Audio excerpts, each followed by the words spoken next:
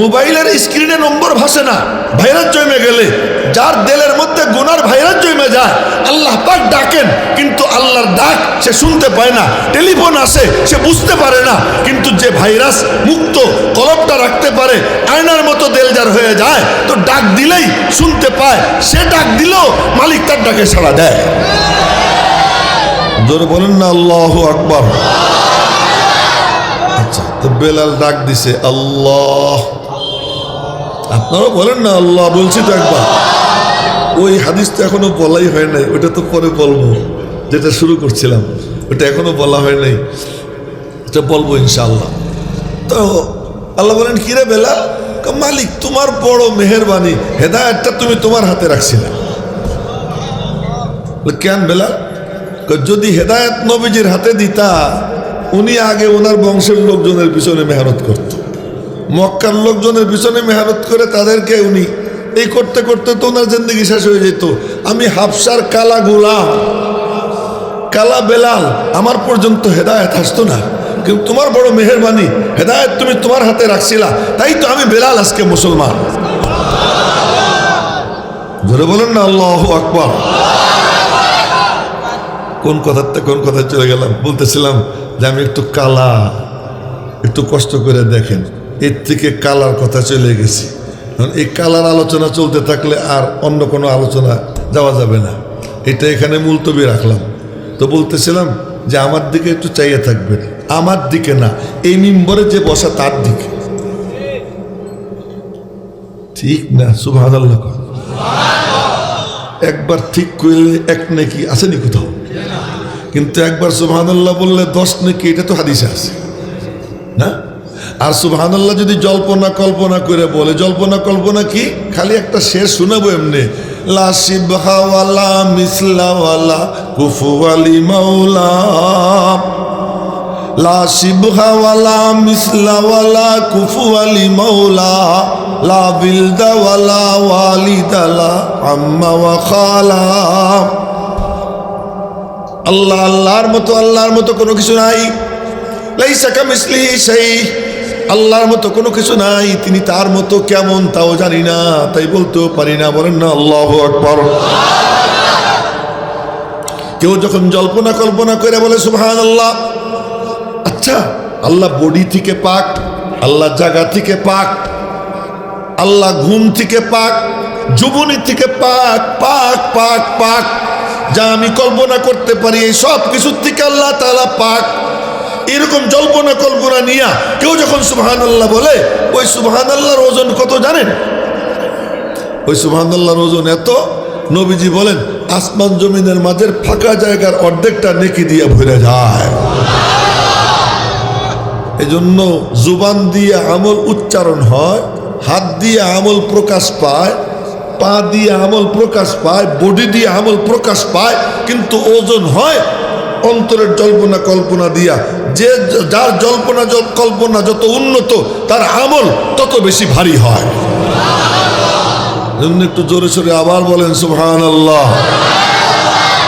যাক, কথা এখন সংক্ষেপ করি, ফিরে আসি যে আপনাদেরকে প্রথম বলবো যে আপনারা এদিক ওদিক তাকাবেন না, স্থির হয়ে। তার কারণ এই যে চেয়ারটা না, এই চেয়ারটা খুব দামি। এখানে উজানির কারি ইব্রাহিম সাহেব রহমতুল্লাহ আলাইহি বসতেন, এখানে হযরত হাফেজ জি হুজুর বসতেন, এই চেয়ারে পীর জি হুজুর বসতেন, এই চেয়ারে সদস্য হুজুর বসতেন, এই চেয়ারে শাইখুল ইসলাম হুসাইন আহমদ মাদানী রহমতুল্লাহ আলাইহি বসতেন, ফিদায়ে মিল্লাত মাদানী রহমতুল্লাহ আলাইহি বসতেন, এই চেয়ারে হযরত আশরাফ আলী থানভী রহমতুল্লাহ আলাইহি বসতেন, এই চেয়ারে রশিদ আহমদ গঙ্গুই রহমতুল্লাহ আলাইহি বসতেন। আপনারা মনে করেন না এই নামগুলো এমনি এমনি নিতেছি, এর এক এক নাম নিলে কি হয়? ইমামে আজম আবু হানিফার 39 নম্বর ছাত্র আব্দুল্লাহ ইবনে মুবারক রহমতুল্লাহি আলাইহি, উনি বলেন যে এইরকম নাম যখন কোনো মজলিসে উচ্চারণ করা হয়, তো ওই মজলিসের মধ্যে রহমতের বৃষ্টি বর্ষণ হইতে আরম্ভ হয়ে যায়। তার ইব্রাহিম সাহেব রহমতুল্লাহের নাম নিছি। কেমন ছিলেন? নামাজে দাঁড়াইয়া একদিন সবাই দেখতেছে কি 2 হাত সামনের দিকে এরকম দিছে। আল্লাহু আকবার কইতে মনে হয় যেন ভুল হয়ে যেত, এটা কোনো ভুল হবে আল্লাহু আকবার কইলে? তো বলে ফেলে সবাই আল্লাহু আকবার। আরো জোরে আল্লাহু আকবার।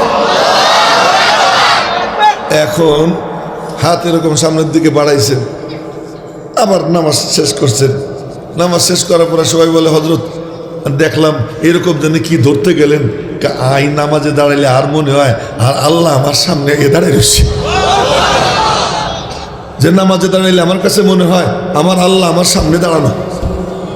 তো মনে হয় যেন তাই আল্লাহরে ধরতে গেছিলাম। এমন চিন্তা করেন, এরকম লোক এই চেয়ারে বসতেন, তার নাম নিছি। আবার যার রেফারেন্সে বললাম এই কথাটা, আব্দুল্লাহ ইবনে মুবারক, সুবহানাল্লাহ, এইগুলা কইতে গেলে তার কোনো ওয়াজি হবে না। আব্দুল্লাহ ইবনে মুবারক রহমতুল্লাহ আলাই ইমামে আজম আবু হানিফার 39 নম্বর ছাত্র। এই যুবকরা শুনো, যৌবনকালে উনি ফুর্তি পাচ্ছিলেন, ফুর্তি করতেন। এই বাচ্চা, তুই পিছনের দিকে তাকাইছিস কেন? আর পিছনের দিকে তাকাবি না, চোখের দিকে। নবীজির ছাত্র কারো বয়স ছিল 5 বছর, কারো বয়স 7 বছর, হযরত আলীর বয়স 8 বছর, আব্দুল্লাহ ইবনে আব্বাসের 7 বছর, মাহমুদ ইবনুর রবির 5 বছর। আমি সব সাহাবীদের নাম নিতেছি। মাহমুদ ইবনুর রবির 5 বছর, হযরত সালমান ফার্সির 250 প্লাস। আল্লাহু আকবার। আগামীকাল বললেন আপনারা, আমি তো সাইদের মতো জোরে কইতে পারতেছি না, এজন্য এরাও কেউ জোরে কয় না। সালমান ফার্সির 250 প্লাস। আবু বকর যখন মুসলমান হয়েছেন তখন ওনার বয়স সেনান ইবনে আবি সেনান রাদিয়াল্লাহু তাআলা আনহু অথবা মালিক ইবনে সেনান রাদিয়াল্লাহু তাআলা আনহু। তো উনি ওইটা কামড় দিয়ে টান দিছেন, এক দাঁত ভাঙছে। দ্বিতীয় কামড় দিয়ে টান দিছেন, আর এক দাঁত ভাঙছে। 2 দাঁত ওনার ভেঙে গেছে। এরপরে রিং খুলছেন তৃতীয় কামড়ে। হযরত আবু উবাইদা বললেন, নবীজির রক্ত কোনো তোয়ালে দিয়ে মুছবো না, টিস্যু পেপার দিয়ে মুছবো না, গামছা দিয়ে না, রুমাল দিয়ে না, কি দিয়া? আমার ঠোঁট দিয়ে মুছবো। গিয়ে জড়াই ধইরা 2 ঠোঁট লাগাই দিছেন, রক্ত পড়ে, উনি চুষেন। এখন দেখেন মধুর থেকেও মিষ্টি। এরা কয় নাই ভালো করে, জোরে জোরে সুবহানাল্লাহ, সবাই মিলে জোরে জোরে সুবহানাল্লাহ। সামনে যে এই পিচ্চিরা, তোমাদেরকে মারবো কিন্তু আরেকবার আওয়াজ করবো, হ্যাঁ, কোনো কথা বলবো না। তো এটাও মিষ্টি, পেশাব মিষ্টি, বাথরুম মিষ্টি, রক্ত মিষ্টি, ঘাম মেশক আম্বরের থেকেও বেশি ঘেরান। তারপরে আবার আতর লাগাইতেন কেমনে? সুবহানাল্লাহ।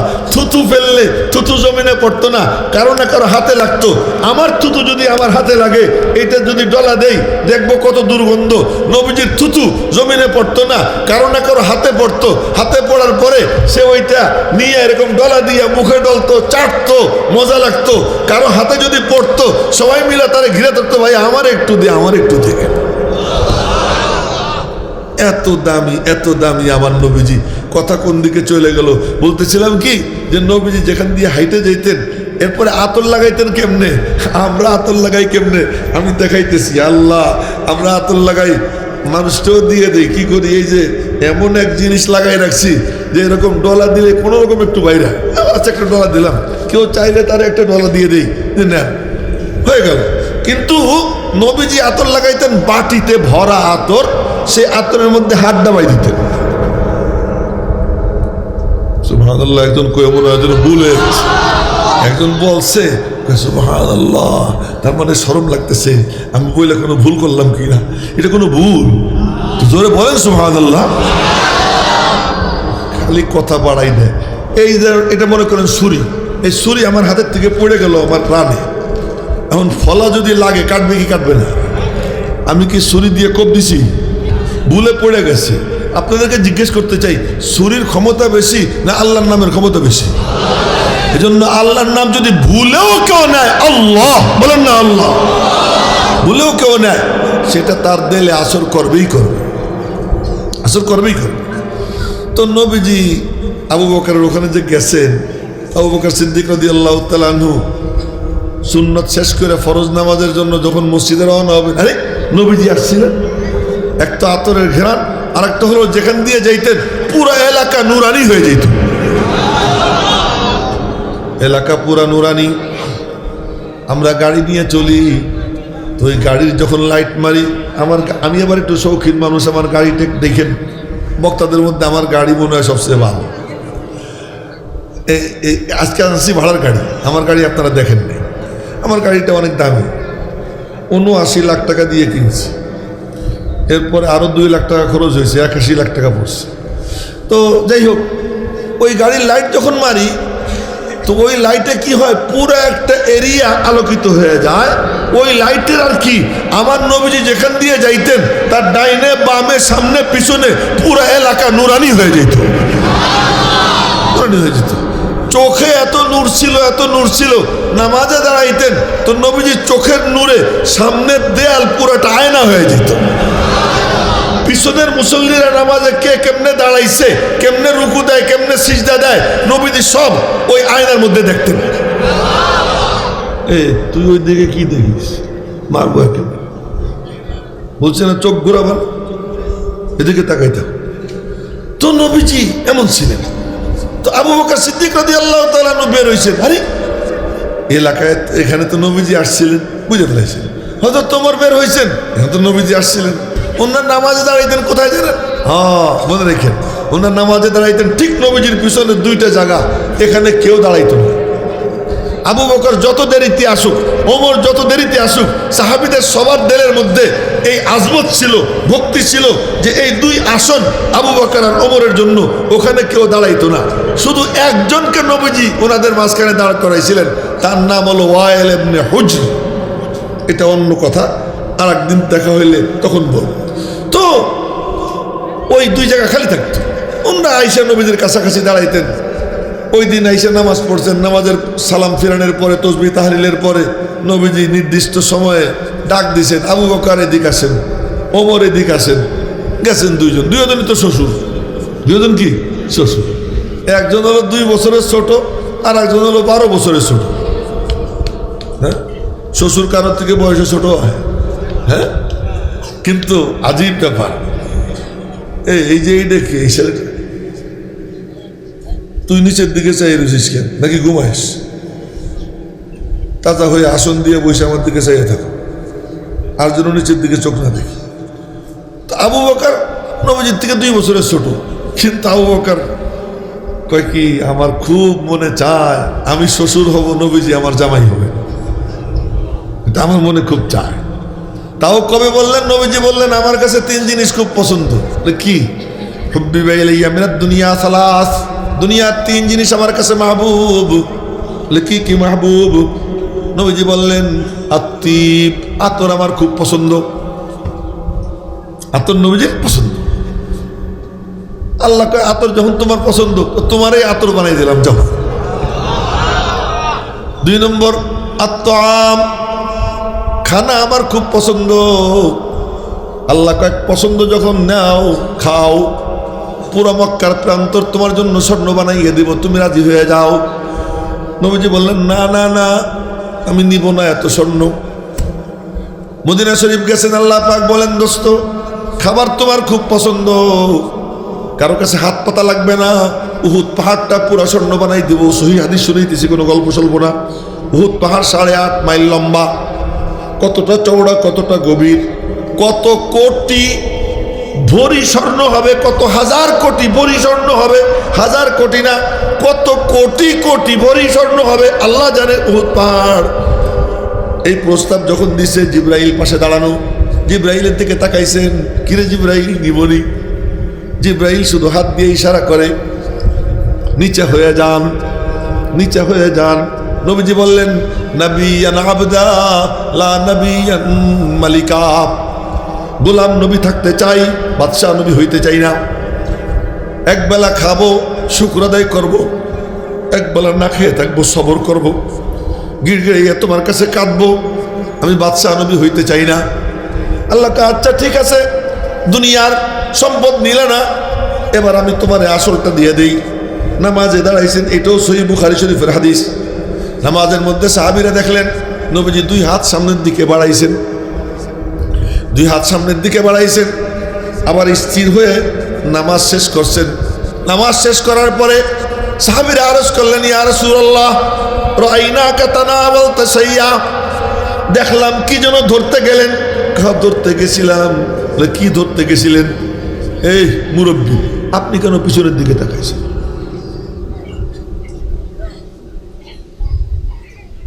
হাদিস শুনাইতেছি আমি। রাইনা কাতানা বলতে সাইয়া হাদিস যখন শোনানো হয় সহি হাদিস, শাহ ওলিউল্লাহ মুহাদ্দিস দেহলভী রহমাতুল্লাহ আলাইহি বলছেন, আমি রওজা পাকের পাশে বসে মুরাকাবা করতেছিলাম। মুরাকাবার মধ্যে আমি দেখলাম যেখানে যেখানে হাদিসের চর্চা হয় রওজা পাক থেকে ওই মজলিসে নূরের তাজাল্লি পড়ে। সেখানে বসে যদি আমরা গুস্তাখি করি কেমন মারাত্মক হবে বলে। এই জন্য আমি রাগ হয়ে যাই। আর তো সাইড তো বইলেই গেছে যে ঘুম টুম না হইলে মেজাজটা একটু খারাপ থাকে, বলে গেছে না। আমি আগেই বললাম ইয়াসিন ও আমার রাস্তা ক্লিয়ার করে দিয়ে গেছে, আমি এখন খেপলেও কেউ রাগ হবে না। তার কারণ সে তো বইলেই গেছে যে আমার ঘুমের সংকট আছে। যাই হোক, তো বলতেছি ইয়া রাসূলুল্লাহ দেখলাম কি যেন ধরতে গেছিলেন। ধরতে গেছিলাম বলে কি? আল্লাহ পাক জান্নাত আমার সামনে আইনা হাজির করে দিয়েছিলেন। মুসা আলাইহিস সালাম দোয়া করেন, আনজিল আলাইনাল মান্না ওয়াস সালওয়া, আল্লাহ তুমি মান্না সালওয়া নাজিল করো। ঈসা আলাইহিস সালাম দোয়া করেন, আনজিল আলাইনা মাইদাতাম মিনাস সামা, আসমান থেকে দস্তরখান নাজিল করো। এই জন্য সূরার নাম সূরা মায়েদা। ঈসা আলাইহিস সালাম দোয়া করেছেন, আল্লাহ মায়েদা নাজিল করো, দস্তরখান নাজিল করো আসমান থেকে। মুসা আলাইহিস সালাম জান্নাতের খাবার আল্লাহর কাছে চাইছেন, আর আল্লাহ তার দোস্তরে বিনা চাওয়ায় জান্নাত সামনে আইনা হাজির করে দিয়েছেন। ধরে কন্যা আল্লাহু আকবার, হাজির করে দিয়েছেন। কত ধরতে গেছিলেন, ধরলেন না? না, পরে ভাবলাম জান্নাতের ফল জান্নাতে গিয়েই খাবো। ইচ্ছা করে নেই, ইচ্ছা করে নেই। এরপরে বললেন নিবার পারতাম। সুবহানাল্লাহ, সুবহানাল্লাহ, নিবার পারতাম। আর যদি নিতাম, সহিহ বুখারী শরীফের হাদিসের শব্দ শুনাইতেছি, লাউ আখাযতু মিনহু উনকুদান, যদি ওখান থেকে একটা ছড়া ছিঁড়ে আমি আনতাম, লা আকালতুম মিনহু মা বাকিয়াতিদ দুনিয়া, তোমরা খাইতে পারতা, আমার উম্মত খাইতে পারতো কিয়ামত পর্যন্ত। এক আঙ্গুরের ছড়া ছিঁড়লে কিয়ামত পর্যন্ত কেমনে খাইতে পারে, এটাও তো একটু বোঝার দরকার না? একটু বোঝার দরকার। এক বুড়া কয় কি ইয়া রাসূলুল্লাহ জান্নাতে কি আঙ্গুর পাবনি?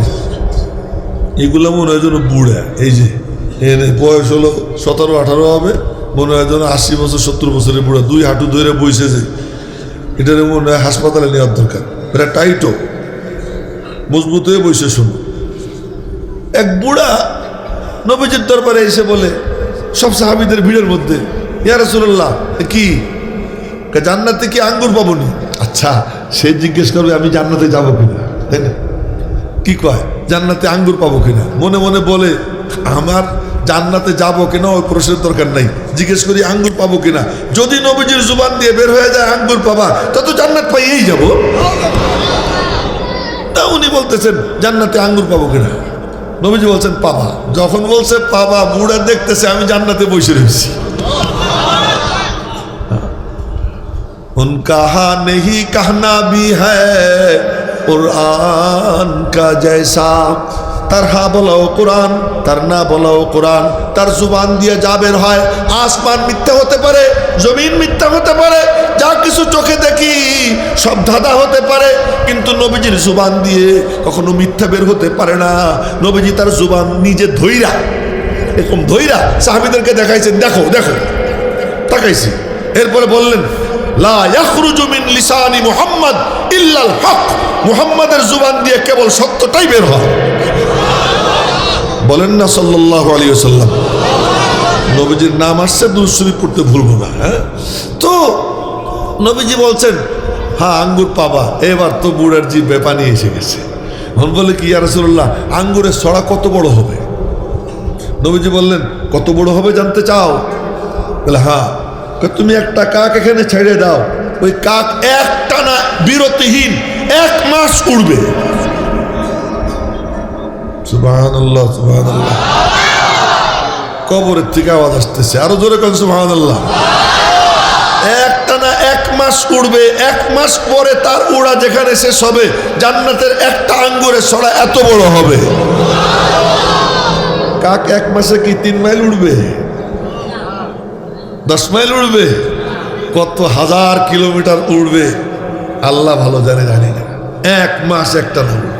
মেরে মোহতারাম ভাইও, তো নবীজি বললেন ইচ্ছা করলে আনতে পারতাম, আনি নেই। সিদ্ধান্ত নিছি জান্নাতের ফল জান্নাতে গিয়ে খাবো। খাবার সুযোগ আল্লাহ দিছেন, খান নাই। তৃতীয় নম্বর পছন্দ কি? তৃতীয় নম্বর পছন্দ আমার নেককার বিবি। নেককার বিবি খুব পছন্দ। আল্লাহ কয় তোমার রুচি যখন এত সুন্দর, চলো তাহলে তোমার একটা বিয়ে আমি আল্লাহ নিজে পড়াবো। কন্যা সুবহানাল্লাহ। জন্য আল্লাহ নিজে বিয়ে পড়াইছেন। এবং কোরআন শরীফে আল্লাহ বলছেন ফালাম্মা কাদা যাইদুম মিনহা ওয়াতারান যাওয়াজনাকাহা লিকাই লা ইয়াকুনা আলাল মুমিনিনা হারাজুন ফি আজওয়াজি আদিয়াইহিম ইযা কাদাউ মিনহুন্না ওয়াতারা। আল্লাহ বলেন আমি জয়নবকে আমার মাহবুবের সঙ্গে বিয়ে দিয়ে দিলাম। কন্যা সুবহানাল্লাহ। তো বিয়ে দিছেন কে? আরে সুবহানাল্লাহ, কি খাতির আল্লাহর সাথে তার দোস্তের। দেখো যে বিয়েটা দিতেছেন কে? নবীজির বিয়ে স্বয়ং আল্লাহ দিয়ে দিতেছেন। জিবরাইল এসে বলে কি, আমি তো গল্প স্বল্প শুনাইতেছি, গল্প না হাদিস। এসে বলতেছে ইয়া মুহাম্মদ, বলেন না সাল্লাল্লাহু আলাইহি সাল্লাম। জিবরাইল নবীজির নাম ধরে ডাকতো, আল্লাহ কিন্তু নাম ধরে ডাকেন না। জিবরাইল ডাকতো। ওই যে একজনের মাথা নিচের দিকে, এই যে কালা কাপড় গায়ে, ঘুমায় না কি করে, আমি তোমার দেখতেছি, তুমি তাজা হয়ে আমার দিকে তাকাও, ঘুমায় না, একটু জোরে কও আল্লাহু আকবার কও। আরে একজনরে কইতে কইছি, সবাই না, যার ঘুম তারে কইতে বলছি। দেখেন এটা ক্লাস চলতেছে, কেউ যেন অমনোযোগী না থাকে, এইদিকে আমার লক্ষ্য। এই জন্য সবাই এই বাবুরা কথা বললে তোমাদেরকে এখান থেকে তাড়াই দিব, কিন্তু আর কথা বলবো না। তো এখন বিয়ে আল্লাহ পড়াইছে, আতর পছন্দ, তো আল্লাহ পাক রব্বুল আলামিন তারা আতর বানাই দিছে। বিয়ে পড়াইছেন শুধু তাই না, বিয়ের ঘটকালিও করছেন। বিয়ের কি করছেন? ঘটকালি করছেন। নবীজি নিজে বলেন, বুখারী শরীফের হাদিস, স্বপ্নে দেখি স্বর্ণের পাত্র রেশমি রুমাল দিয়ে ঢাকা। জিবরাইল বলে কি, খুলে দেখেন তো কি? খুলে দেখে অপরূপ সুন্দরী এক রমণীর ছবি। নবীজি বলেন, আমি বললাম ইয়াকু হাদা মিন ইনদিল্লাহ ইউমজিহি, এটা যদি আল্লাহর পক্ষ থেকে হয়ে থাকে আল্লাহ এটা কার্যকর করে দিবে। বলে একদিন দুই দিন স্বপ্নে দেখলাম, পরে দেখি আর কেউ না, আবু বকরের মেয়ে আয়েশার ছবি। তো আয়েশা হলো আবু বকরের মেয়ে, আর কন্যাটা দেখাইতেছেন আল্লাহ জান্নাত থেকে স্বর্ণের পাত্রে রেশমি রুমাল দিয়ে ঢাকা। ওই ছবি জিবরাইলকে দিয়া নবীজিরে দেখাইতেছেন। তার মানে বলে এই কন্যা আল্লাহর কাছে এতটা প্রিয়, এতটা প্রিয় যে তার বিয়ের ঘটকালি আল্লাহ নিজে করছেন। বিয়ের ঘটকালি আল্লাহ করছেন। নবীজির কাছে নেককার বিবি পছন্দ। এই নবীজি যখন বলছেন আমার তিনটা পছন্দ, আবু বকর বলে কি, আমারও তিনটা পছন্দ আছে। এই তুমি নিচের দিকে আবারও তাকাইছো, হ্যাঁ, তুমি যদি অমনোযোগী হও তো তুমি চলে যাও। কথা বুঝছো? আমি কিন্তু এগুলো দেখতে পারি, দেখলে আমার কথা বন্ধ হয়ে যায়। তো বলতেছিলাম যে আল্লাহ পাক রব্বুল আলামিন তার হাবিবের জবান দিয়ে কথাগুলো বের করছেন। আবু বকর কয় কি, আপনার যেমন তিনটা পছন্দ আছে আমারও তিনটা পছন্দ আছে। তোমার কি পছন্দ, কি তিনটা বলো?